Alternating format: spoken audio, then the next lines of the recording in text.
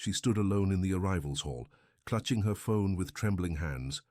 Hours had passed. The crowd had thinned. Her calls went unanswered. The man who promised her a new life in Dubai, the man she'd sent $45,000 to, the man she'd sold everything for, had vanished. At 58 years old, she had gambled her entire future on someone she'd never touched, never held, never truly known. The fluorescent lights buzzed overhead as reality crashed down. It was all a lie. But what drove a grieving widow to risk everything she had built over 30 years for a man she'd never met in person? You are about to find out. Welcome to True Crime Journal HQ. Thanks to all our viewers and subscribers for your support. Stay with us for daily update on the most shocking true crime stories. Don't forget to like, share, and subscribe. Before we start, if you want to learn how to protect yourself from potential danger, then download your free ebook titled Safety for Women Over 40, Everyday Habits to Outsmart Criminals by clicking the link in the pinned comment. Elena Cruz was born in 1967 in a small neighborhood in Quezon City, where jeepneys rattled down narrow streets and the smell of street food filled the air. Her parents owned a small sari-sari store, working from dawn until late evening just to make ends meet. Money was always tight, but love was abundant. From a young age, Elena watched her mother count coins at the kitchen table, watched her father repair broken shelves with his own hands. She learned that nothing came easy, that every peso had value, that family meant everything. Elena was a bright student, always with her nose in a book. Her teachers noticed her potential early on. She dreamed of becoming a teacher herself one day, of standing in front of a classroom and shaping young minds. Her parents encouraged this dream, even when it meant skipping meals to save for her school supplies. She had two younger siblings who looked up to her. Elena was the responsible one, the one who helped with homework, who settled arguments, who kept the family together when times got tough. Those values, loyalty, sacrifice, hard work, became the foundation of who she was. Elena met Ricardo Santos in 1988 at a community college where they both studied business administration. He was quiet, steady, and shared her values. They married 2 years later in a simple ceremony at the local church, with family and close friends gathered around them. Together, they built a modest but stable life. Elena worked as an administrative assistant at a trading company in Makati, while Ricardo managed logistics for a shipping firm. They weren't wealthy, but they paid their bills on time and saved what they could. They had 3 children, 2 daughters and a son, who they raised with the same principles Elena had learned as a child. Education was priority. Respect was non-negotiable. Family came first, always. Over the years, they celebrated graduations, birthdays, and small victories. They weathered financial struggles during economic downturns. They argued sometimes, like any couple, but they never went to bed angry. As their children grew older, opportunities abroad called. One by one, the kids left, one to Canada, another to Singapore, the third to Australia. Elena and Ricardo supported their decisions, even though it meant emptier chairs at the dinner table. They had given their children wings, and now those wings carried them far away. February 2024 changed everything. Ricardo collapsed at work, clutching his chest, a massive heart attack. By the time the ambulance arrived, it was too late. At 57 years old, he was gone, leaving Elena a widow at 58. The funeral was a blur. Her children flew home, stayed for 2 weeks, then had to return to their own lives, their own families, their own responsibilities. Elena understood, but understanding didn't make the house any less empty. The silence was suffocating. No more morning coffee together. No more sharing stories about their day. No more Ricardo humming old love songs while fixing things around the house. The walls seemed to close in on her. Her children called regularly, but video chats couldn't fill the void. They had their own struggles, bills to pay, children to raise, careers to maintain. Elena didn't want to burden them with her loneliness. Sleep became impossible. She would lie awake until 2 a.m., 3 a.m., scrolling through Facebook, watching other people's lives unfold on her screen. She joined widow support groups online. She commented on inspirational posts. She searched for anything that might make her feel less alone in the darkness. It was a friend request that changed everything. March 2024, just 1 month after Ricardo's death. The profile belonged to Ahmed Hassan, a man with kind eyes and a warm smile, photographed against the glittering backdrop of Dubai's skyline. Elena almost ignored it, but curiosity won. She clicked on his profile. The photos were stunning. Ahmed, standing in front of Burj Khalifa at sunset. Ahmed at a property viewing overlooking Dubai Marina, the yachts dotting the water below. Ahmed in business suits at luxury developments. His bio said he was a real estate developer, 32 years old, originally from Lebanon, but based in Dubai for 8 years. What caught Elena's attention wasn't the wealth. It was his most recent post, a photo of a wedding ring with the caption, "1 year today, still missing you every moment." She sent a brief condolence message. Within an hour he replied, "Thank you, lost my wife to cancer last year. Some days are harder than others." They began talking. Ahmed's pain felt genuine. He understood the weight of loss, the way grief hits you at random moments. When you hear a song, when you smell a familiar perfume, when you wake up reaching for someone who isn't there anymore. He asked about Ricardo.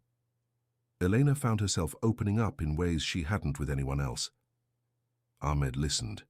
He didn't offer empty platitudes or tell her to stay strong. He just understood. Within days, they were messaging every morning and every night. The conversations became the rhythm of Elena's life. Good morning messages before she even got out of bed. Updates throughout the day. Long voice notes in the evening where Ahmed would talk about his projects, his dreams, his loneliness. He sent photos of apartments he was developing. "This one has a view of the Palm Jumeirah. Would you like to wake up to this every morning?" He video called her once a week. The connection was always poor. Grainy video, choppy audio, but she could see him, hear him laugh. That was enough. Ahmed knew exactly what to say. He called her beautiful. He said she deserved better than loneliness. He talked about flying her to Dubai, showing her a life of comfort, of joy, of purpose again. "You've sacrificed so much for everyone else, Elena. Let me take care of you now." Her children noticed the change. Her daughter asked who she was always texting. Elena brushed it off. When her son expressed concern about online relationships, she got defensive. "You don't understand. Ahmed gets me. He knows what I'm going through." 3 months in, Ahmed said the words, "I'm falling in love with you." Elena's heart, broken and desperate, believed him. Have you ever ignored red flags because you desperately wanted something to be true? Where are you watching from? Drop your location in the comments below. If you made it to this point, drop a comment with, "I'm still here." Let's see who is still watching. If you're enjoying this content, like, subscribe, and share it with your loved ones to protect them from the same tragedy happening to them in the future. June 2024, 4 months into their relationship. Ahmed's morning message came with an unusual tone. "Elena, I need to ask you something. I hate doing this, but I have no one else I trust." A major property deal in Business Bay was closing in 48 hours. His business accounts were temporarily frozen due to a banking error. Something about international transfer verification. He needed $3,000 to secure the deal. Just for 2 days. He'd repay her $6,000 once everything cleared. Elena stared at her phone.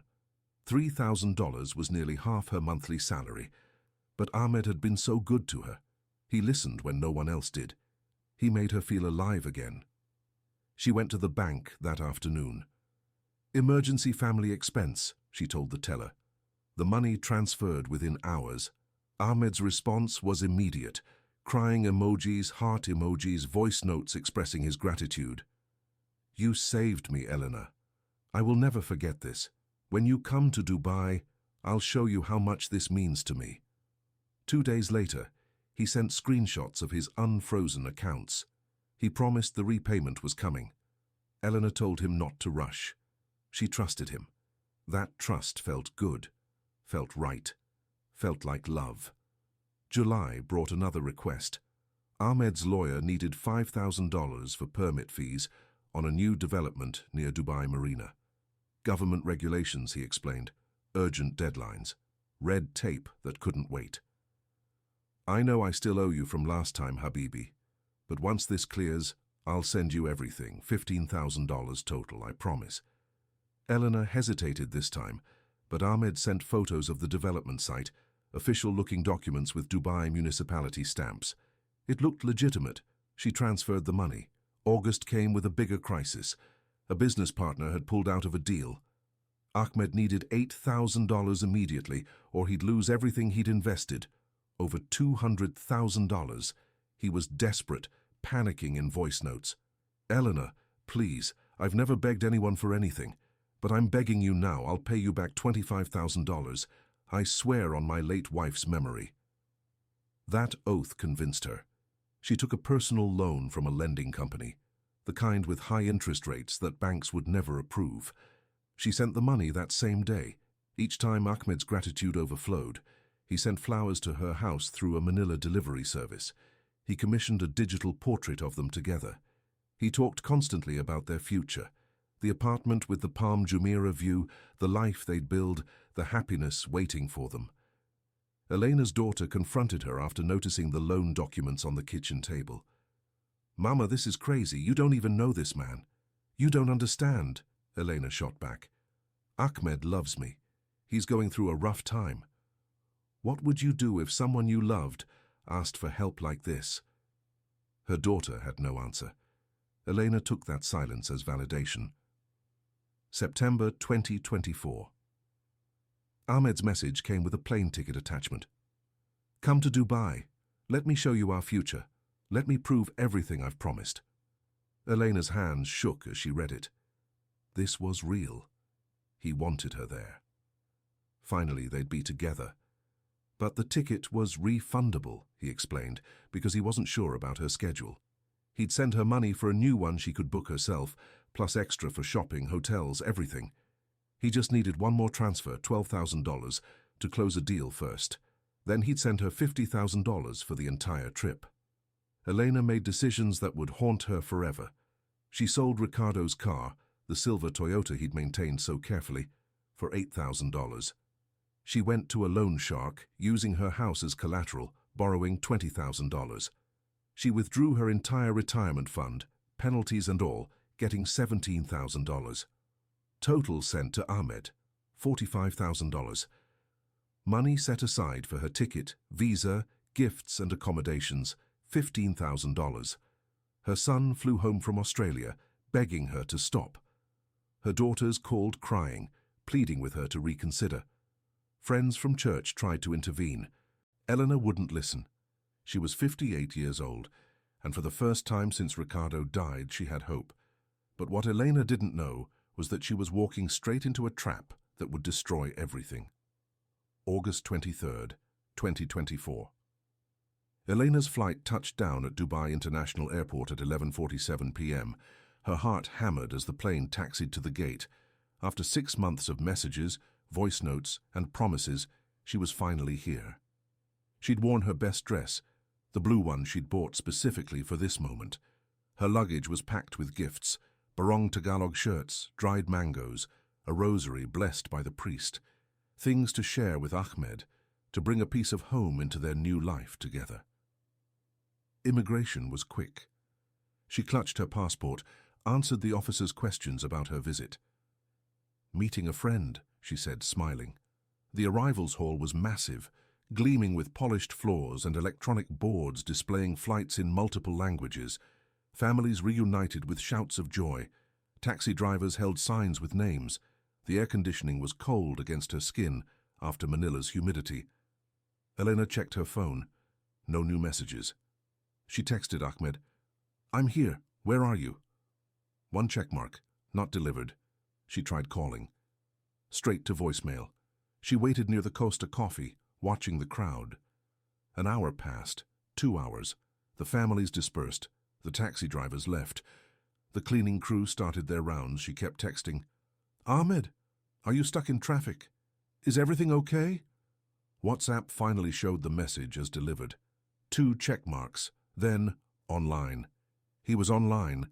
He could see her messages. But he wasn't responding. 3 hours. 4 hours. The excited energy drained from her body, replaced by something cold and heavy. By 4 a.m., The arrivals hall was nearly empty. A security guard glanced at her with concern. The overhead lights hummed. Outside the glass doors, the dark Dubai sky began to show hints of dawn. Elena's hands trembled as she dialed again. Voicemail. Again. Voicemail. At 6 a.m., sunlight streamed through the airport windows. Eleanor hadn't moved from her spot. Her phone battery was at 12%. She opened the hotel confirmation Ahmed had sent her weeks ago, the Ritz-Carlton, DIFC. She called the number on the booking. "Good morning, Ritz-Carlton, Dubai. How may I assist you?" "Hi, I have a reservation. Elena Cruz checking in today." Keys clicking. A pause. "I'm sorry, ma'am. I don't see any reservation under that name. Can you check again? It was booked by Ahmed Hassan." More clicking. "No, ma'am, no reservation under either name." The phone nearly slipped from her hand. She tried Facebook. Ahmed's profile was gone. Deleted. She searched his name. Nothing. She checked Instagram, Twitter, LinkedIn. Every account had vanished overnight. Her WhatsApp still showed him online. She typed frantically, "Ahmed, please. I'm here. I sold everything. Please respond." Online. Reading her messages. Not responding. That's when it hit her. The full weight of the truth crashed down like a building collapsing. There was no Ahmed. There never had been. Elena's breath came in short gasps. The arrivals hall tilted. She gripped the edge of a bench as her vision blurred with tears. $60,000. Ricardo's car, her house, her retirement, her children's respect, her dignity, all of it, gone. Stolen by someone she'd never met, never touched, never truly known. She sobbed openly in the middle of Dubai International Airport. 2 security officers approached, concern on their faces. "Ma'am, are you okay? Do you need help?" How could she explain? How could she admit what she'd done? Can you imagine the moment when everything you believed in shatters, when love reveals itself as a weapon used against you? The security officers brought Elena to the airport police station. Through tears, she explained everything. They listened patiently, then directed her to the main Dubai police headquarters in Al Barsha. By noon, Elena sat across from Officer Khalid Al-Mansouri, a cybercrime specialist who'd seen cases like this before.